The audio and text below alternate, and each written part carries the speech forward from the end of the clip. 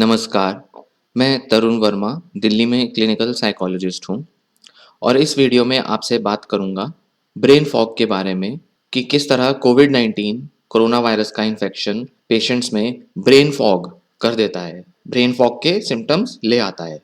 बहुत से रिसर्च ये बताते हैं कि कोविड-19 का दिमाग पर बहुत ही घातक प्रभाव हो रहा है। बहुत से कोविड-19 के पेशेंट्स हैं, उन्होंने ब्रेन फॉग की कंप्लेंट्स की हैं, जो कि एक मेडिकल कंडीशन है जो हमारे सोचने की क्षमता और ताकत को असर डालता है, जिससे हमारा जो रूटीन वर्क है, रोज़मर्रा का जो हमारी जो गतिविधियाँ हैं, उनको कम कर देता है। ब्रेन फॉग के बारे में बहुत ही डिबेट हो रहा है दुनिया भर में कि एक कोविड-19 के असर खत्म हो जाने के बाद, कोविड-19 का इन्फेक्शन खत्म हो जाने के बाद भी कई पेशेंट्स जो रिकवर कर चुके होते हैं सार्स-कोव-2 कोरोना वायरस से, उनमें ये देखने में आता है। इसमें कॉग्निटिव सिम्पटम्स, सोच से संबंधित सिम्पटम्स डेवलप हो जाते हैं।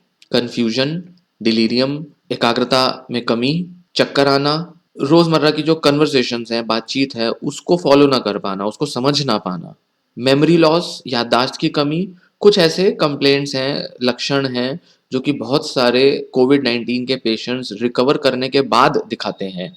और मेडिकली जिनको हम कह सकते हैं कि वो क्योर हो चुके हैं, वायरस नहीं है, वायरस का कोई एक्टिव प्रभाव शरीर में नहीं है, उसके बाद भी शरीर के अंदर ऐसे लक्षण काफ़ी समय तक उनमें दिखते रहते हैं। वैज्ञानिकों ने इस फिनोमेना के लिए, ब्रेन फॉग के लिए सावधान किया है कि कई महीनों के बाद भी ये सिम्पटम्स दिखाई दे सकते हैं। एक नया शोध हुआ है यूएस में, एक Indiana university school of medicine के कुछ शोधकर्ताओं ने किया है, जिसमें करीब 4000 कोविड-19 के जो सर्वाइवर थे, जो रिकवर हो चुके थे, उन पर शोध किया गया और यह देखा गया कि 50% से भी ज़्यादा जो लोग थे, उनमें कोई ना कोई एक रूप था ब्रेन फॉग का, किसी न किसी तरह के सिम्पटम आ रहे थे। ब्रेन फॉग करीब-करीब 100 फिजिकल, न्यूरोलॉजिकल और साइकोलॉजिकल सिम्पटम्स का एक कलेक्टिव टर्म होता है। बड़े सारे लक्षण मिलकर ब्रेन फॉग बनाते हैं, जिसकी वजह से पेशेंट को रोज़मर्रा का जो रूटीन वर्क है, करने में कठिनाई महसूस होती है बहुत। बहुत सारे जो पेशेंट्स हैं, जो सर्वाइवर्स हैं बेसिकली कोविड-19 के, उन्होंने ऐसा कहा है कि उनके वर्क प्लेस पर उनको अब पहले की तरह काम करने में बहुत मुश्किल होती है। इस तरह से काफ़ी सारे ऐसे प्रॉब्लम्स रिपोर्ट की गई हैं। यहाँ तक कि जो हेल्थ केयर वर्कर हैं, जो जैसे डॉक्टर हो गए, नर्स हो गए या दूसरे लोग जो हॉस्पिटल में काम करते हैं, दूसरा स्टाफ है जिनको कोरोना वायरस का इन्फेक्शन हुआ था और वो चला गया है, उन्होंने भी इस बारे में अपनी परेशानी बताई है कि उनको जो पेशेंट ने अभी जो 1 या 2 मिनट पहले भी जो बात बताई थी उनको, या जिस बारे में बताया था, सिम्पटम कंप्लेंट की थी या उनको अपनी तकलीफ बताई थी, वो भूल जाते हैं अक्सर इस बारे में। टेस्ट रिपोर्ट किसको देनी है, किसको नहीं देनी है, उनके फैमिली मेंबर्स को क्या बताना है, क्या नहीं, बात करते-करते उन्होंने क्या बात की, ये जो हेल्थ केयर वर्कर हैं, ये भूल जाते हैं बातें। ये कई सारे जो सर्वाइवर्स हैं, पेशेंट जो रिकवर हो चुके हैं कोविड-19 से, उन्होंने तो अपने को ऐसा तक कहा कि उनको जैसे डिमेंशिया हो रहा है, डिमेंशिया जैसे पूरे-पूरे सिम्पटम्स उन्होंने रिपोर्ट किए हैं। इंडियाना यूनिवर्सिटी का ये जो रिसर्च है, सर्वे है, ये कोई पहला नहीं है जिसने ब्रेन के अंदर आने वाली जो एक डिसेबिलिटी है या जो एबनॉर्मैलिटीज़ हैं, उसको रिपोर्ट किया हो कोविड-19 से। अगस्त में फ्रांस की यूनिवर्सिटी ऑफ पेरिस में भी ऐसा देखा गया था कि 34% जो पेशेंट थे, जो रिकवर हो गए थे, उनमें मेमोरी लॉस हो रहा था। इसी के साथ 28% ऐसे थे जिन्होंने कहा कि हमें ध्यान लगाने में बहुत कमी होती है, अपने काम पर, अपने जो वर्क प्लेस है, अपने जॉब में काम ध्यान लगाने में बहुत कमी आ रही है। और 31% ने ऐसा बताया कि उन्हें स्लीप की प्रॉब्लम्स आ रही हैं, स्लीप डिसऑर्डर हो रहा है। और उस फ्रेंच की जो स्टडी थी उसने ये बताया कि ये सिम्पटम्स कोविड-19 से रिकवर होने के 4 महीने बाद तक भी देखे गए हैं। हालाँकि वो जो स्टडी थी वो बहुत थोड़े से पेशेंट्स के ऊपर थी, 120 लोगों पे थी, जबकि इंडियाना यूनिवर्सिटी की रिसर्च 4000 पेशेंट्स पर हुई थी, तो वो बहुत बड़ा सैंपल था, तो उसके रिजल्ट्स ज़्यादा बिलीव किए जाने वाले हैं, ज़्यादा यकीन किए जाने लायक हैं। जबकि ये केवल 120 पेशेंट्स पर थी, तो थोड़ा हम सोच सकते हैं कि थोड़ी इस रिसर्च में कमियाँ रही हैं। एक और स्टडी ने बताया कि कोविड-19 वैसे तो एक रेस्पिरेटरी इलनेस समझी जाती है, उसका जो एजेंट है, वायरस है, सार्स-कोव-2 कोरोना वायरस, वो ब्रेन को भी अटैक करता है। जॉन हॉपकिंस यूनिवर्सिटी के भी कुछ रिसर्चर्स ने ऐसा पाया। उन्होंने देखा कि ब्रेन सेल्स के अंदर जाके कोरोना वायरस कई सारी कॉपीज़ बना लेता है, जिससे वो वहाँ का ऑक्सीजन चूस लेता है, ऑक्सीजन इस्तेमाल कर लेता है और जो ब्रेन सेल्स जो हैं वो ऑक्सीजन की कमी की वजह से मर जाते हैं, जिस वजह से पेशेंट्स को कन्फ्यूजन, हेडेक, सर दर्द, डिलीरियम ऐसे सिम्पटम्स आने लगते हैं। तो ऐसा क्यों हो रहा है? हालाँकि वैज्ञानिक अभी इस कोविड-19 के प्रभाव को भी पूरी तरह से समझ नहीं पाए हैं। जो साइंटिस्ट वायरल इन्फेक्शन कोविड-19 पर वर्क कर रहे हैं, उसके बारे में रिसर्च कर रहे हैं, उन्होंने देखा कि ये जो सिम्पटम्स हैं, ये ज़्यादा आम तौर पर पाए जाते हैं उन पेशेंट्स में जो कि हॉस्पिटल से जस्ट अभी डिस्चार्ज हुए हैं। उसके कुछ ही दिनों के बाद ऐसे सिम्पटम्स देखने में आ जाते हैं। तो ये कहा जा सकता है कि जिन पेशेंट्स को ब्रेन फॉग हो रहा है, उनको थोड़ा और लंबे समय तक हमें हॉस्पिटलाइज़ करने की ज़रूरत है। मतलब कि